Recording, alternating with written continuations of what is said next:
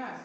In today's class, we are going to discuss about the lesson plan, and this lesson plan deals about reading and writing. So in this lesson plan, we will be having our business materials, objective, warm-up, objective discussion, guided practice, independent practice and assessment. And today in our business material, we are going to take a transcript of Business English Pod 253 from businessenglishpod.com. So let's get started. So in our business material, it's a transcript. Actually podcast or audio or video, but here we are going to take a transcript, that is the written form of the dialogue or monologue, whatever it is. It's all in written form. So our objective of study is to make a reading and writing out of this transcript. Our objective is reading and writing of business English vocabulary and idioms. Every language has vocabulary and idioms, and so does English and also business English. The same idioms and phrases used in colloquial or for informal language cannot be used in business English communications. They are different. So we have to know these business English vocabulary and idioms if we want to make our career in this business English side. So, and from this we will be having the warm-up. Here in this warm-up, the learner along with the learners, the teachers will discuss about the meetings. So what is a meeting? Say, for example, what is a meeting in the sense? It's a group talk among a group of people or some people. And the teacher will ask them, have you ever had a meeting? And for example, the teacher is conducting now is a meeting. She is conducting a meeting among her learners. That is also a meeting. And business meeting, they are somewhat different, but with the same context, having a same objective and goal, discussing about a topic. And after the warm-up, they will be having this objective discussion. Objective, what is the objective discussion? They have to read a transcript, understand the real meaning of vocabulary and usage in dialogue. They have to read, understand what the vocabulary really means, where it fits. The literal meaning may be different from the usage. So in most of the languages, the literal meaning won't be fitting in the usage where it fits inside the sentence. So they have to know the real meaning of where it can be used. And next comes the guided practice. In this guided practice, the transcript has already got some questions.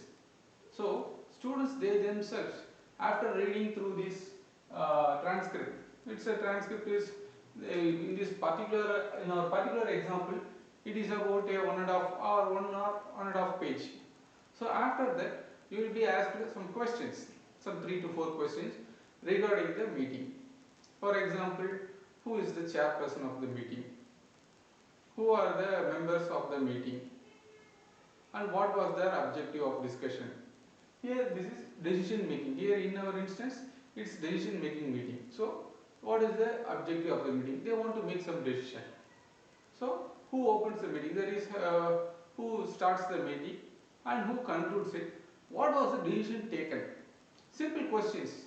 See, these questions they can be very easily understood, and it comes under guided practice. They have to practice these questions or write answer for these questions in presence of the teacher with her guidance. So learners will gain confidence out of this particular practice, and they can move to the next step, that is independent practice. In the independent practice, students have to make new sentences with business vocabulary and idioms. Say they already have a list of vocabularies that is used in this dialogue. Learners or students, they have to read those vocabularies, understand the real meaning, and they have to make new sentences out of this vocabulary using these vocabularies. In some other instance, say I have taken a typical example.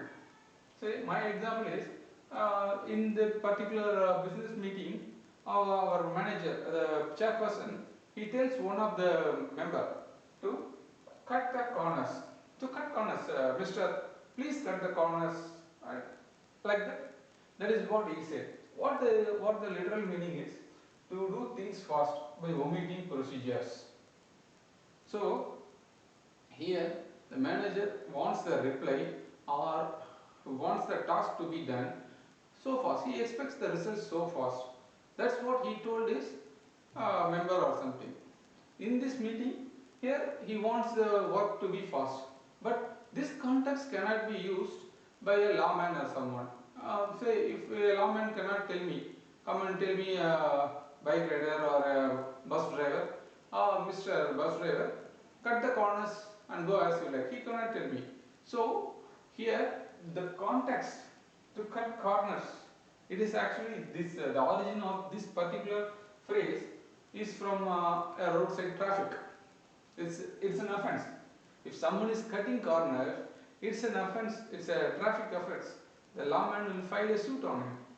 But our manager, he is using this particular cut corners for a different thing. Different thing means he wants the work to be fast. So he is using this particular idiom, an offence, which is an offence. But here he is using to express his things to get things fast or get things done. He can ask he can ask the manager can ask his supervisor or someone, someone working under him, Mr. Make the things fast. But here he is using